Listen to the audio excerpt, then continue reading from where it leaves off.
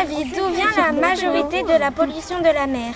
Des personnes sur les bateaux, des continents ou de la plage? Comme dans un jeu de société, Noah s'adresse à ses camarades en posant une question sur l'environnement, un jeu grandeur nature dans la pinède des îles de Lérins, où près de 300 enfants étaient rassemblés pour la 32e journée mondiale de l'environnement. Chaque classe présentait un atelier sous forme de jeu ou de quiz sur des thèmes précis comme la protection de la mer ou le tri des déchets. L'île Sainte-Marguerite et l'île Saint-Honorat représentent un écrin de biodiversité extraordinaire pour les petits canois et pour tous les gens qui viennent s'y rendre.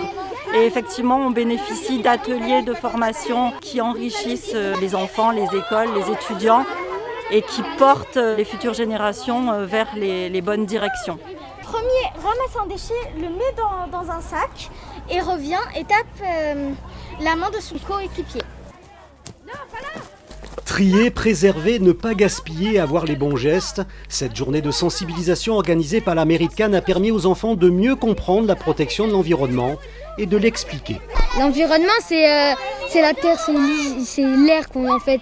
Et si on la salit, on va dire, si on la salit trop, ça va être un peu mal, on va mal vivre, on va dire en fait. En fait, l'environnement pour moi c'est de la magie, c'est vraiment incroyable. Tout ce que la nature peut faire, c'est incroyable.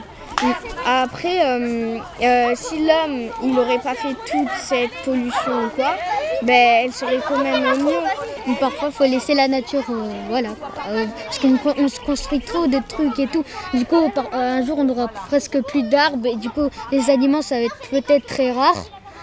Et il faut profiter de la vie qu'on a avec l'environnement. Il faut profiter encore.